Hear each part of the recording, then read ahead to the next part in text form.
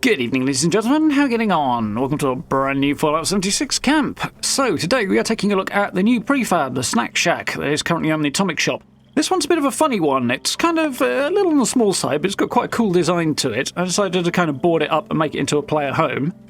Regarding the sort of setup on the atomic shop, incidentally, the bundle is relatively expensive, but there's quite a lot of decent bits in it. On the other hand, if you buy things individually, the pricing gets really iffy, so you might want to look into that before you make a decision. But the prefab itself is quite cool, quite characterful, and I'm quite happy with how this has turned out. So, let's have a look at where we are. First up, here we are, down in the ash heap. I've not been down here in a while, thought it'd be fun to build here, so we're just down from Welch at the bottom of the hill there. And I've built in this spot a couple of times. It's a pretty cool area. Has a nice bit of flat ground, it's right by the road, and yeah, it's quite a cool spot. So, let's have a look around my finished build. So, I had thought about doing the whole build video thing and showing you the build, but to be honest, it's very little bits and pieces, and it's all decorative stuff anyway, because it's a prefab, so there's not a lot of building involved. So, rather than doing really absolutely tons of jump cuts and stuff, I thought we'd just show you the finished product instead. Yeah, I'm quite happy with how this has come out. So the basic prefab just starts off with kind of chain link mesh windows around the outside of it, and they're cool. But I thought if we're going to live in here, we need to board it up a bit, make it a bit more secure, keep some of the draft out anyway, and certainly dress it up a little bit. So I piled loads and loads of different signs and stuff on, as you can see, and just sort of built it up like the person living here has dragged back anything they could get their hands on and could detach from walls and the like. Got the snack bar sign there. This is part of the bundle as well. I quite like this. It's kind of growing on me, that sign. It's distinctly colourful. It's definitely a vibe. It's the way up to Welch there, if you're wondering. And yeah, I normally build on the other side of the road, actually, but I've expanded that way, and we'll have a look in a minute. As you can see, we've got that little hatch on the side, and sort of three sides have the hatch, and then there's the side with the door as well, but just decided to use this one for my player vending. It seemed like the place to do it. A bit tough trying to squeeze the cash register in there, but it worked okay. Here we have the new Mr. Fuzzy balloon dispenser thing. It's a bit weird, and I was having a hard time getting it to work with the HUD switched off, but it just kind of inflates a balloon and then drops that into your inventory, which is a bit odd, but kind of fun. It's part of the same bundle, so I thought I'd drop that in. And yeah, I was going to show it off, but couldn't quite get it to activate without the HUD on. So the struggle is real and all that.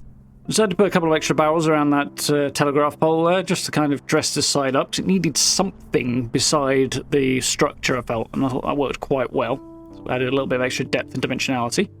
Speaking of, you can see around the bottom of the structure here, we've got this massive concrete base, which can be iffy on a lot of the prefabs. It can be a bit annoying, and this one is really large. On the other hand, in this case, it's wide enough that you can really place some decorative elements on there and use it to dress the structure up a lot. So if you lean into that, it works out quite well, I think. So gone loads of little bits of detail and added little bits and pieces and just basically raided every bit of floor and wall decoration I could find and piled it in here for scrappiness. I couldn't fit my power armor station, as you can see, inside the prefab, so I put it on the side here, and I really thought I had the height just right on that foundation. Apparently not. And you get the general idea. It looked pretty good until I did the tour.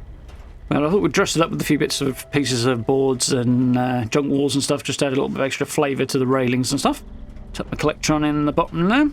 Haven't got anything around the back really, because the ground starts to climb up and get really rocky back there, so just all focused on the front for this one. So, this prefab uses such a small area of the build zone, I had quite a lot of space, not just on the road, but also on the other side of the road here. And I was thinking about where I was going to put a shelter entrance. I really couldn't think of a way that blended in and didn't look out of place and weird, so I decided to go for the massive entrance to the abandoned mine shaft, which we don't use very often, or I don't use very often, because it's really big. But I thought if I put it over on this side, I've got plenty of room for it. I can add loads of bits and pieces and stuff and decorate it up and just make a bit of a feature on this side as well. So that was kind of fun to do. You can see it just piled up junk and trash and stuff. And there's a couple of functional bits. Besides the entrance to the mine, there's also the Radstag dressing station over there as well. And yeah, we've got everything tucked in quite nicely. I quite like the look overall. Added a few billboards and other bits and pieces around just to kind of sort of, not exactly wall it off, but imply the limits of the camp, kind of. Which kind of works out quite nicely. We'll head on inside. Strangely, that door doesn't seem to have any audio on it, which is a bit odd, and it's particularly disconcerting given that it's sold separately to the prefab if you're buying it outside of the bundle, which, if Bethesda are going to do that, I think they need to get it right, because I'm not really sold on that idea to begin with, and the fact that the animation doesn't come with an audio cue is a bit off. Needs some work on that, I think. So in here, I've worked on having a crafting area on one side and a living space on the other. So we've got a little kitchen area here. I really struggled to figure out which sort of cooking station I wanted to use in here. Ended up settling on the minecart one just because I really like the look of it. None of them were quite right for the space, but that one's kind of fun. I do like it. I figure it'll warm the space up a little bit as well. There's the back of my vendor, and a little table there is intended to be... We haven't really got anywhere to sit and eat, so I guess you drag that over and have a TV dinner, but without the TV. There's my little bedroom area. And shout out to everybody who, on last week's beach build, suggested that I could use the chessboard displays that are on Season 16's score pages to merge those into the bed and then put pillows on the bed, because normally this bed doesn't have them and it drives me a little bit nuts. So that was a good shout, and that's what happens when you merge it. It looks quite cool. Got a few plushies, got that alien headlamp, which I really like. That's fun. And a little somewhere there to sit, relax, and read a comic book. So over on this side, as you can see, I've crammed in all my benches. I haven't actually got the brewing benches in here, which is a bit unfortunate, but I could have done something outside maybe. But on the whole, I think I'm fairly happy with how this has come out. So there's my chemistry station tucked into the corner and a few little bits and pieces of decoration around it. You see I've gone crazy with decorating the walls, just put as much stuff everywhere as I can. Which looks pretty cool, but in terms of the complexity of the build, it's just place item here. It's not really complex, it's just a visual thing. I think it's come together quite nicely. Over on this side, we have the weapons workbench and the armor bench, and a few bits and pieces to break down for resources should we need. The punch card machine there literally just dropped in the gap quite nicely. I didn't have to use any glitches or anything fancy to get that to go in. It's technically clipping through the scrap box a little bit, but the big yellow box on the punch card machine is very forgiving for things like that, and it's not too obvious unless you're looking, so I quite like it. A couple of extra bits and pieces of detail behind the weapons bench here. Quite like having the cacti in there, that looks quite nice. And the toolbox there is a stash box as well. Just having a quick look at the ceiling here, because it's kind of plain. I've put some extra lighting in over the right side and some sort of more subtle stuff over on the left. But this place does have its own built-in illumination when you power the prefab up. You need to attach a wire to it. It's basically a kind of blue neon light. It's a bit weird, but it's also quite subtle, so in the bright sunny daylight like this, it's kind of hard to spot that. But it does look alright, and it's definitely a vibe if you're into that. It's also subtle enough that you can kind of overpower it with something else if you don't want to go that way, which is quite cool.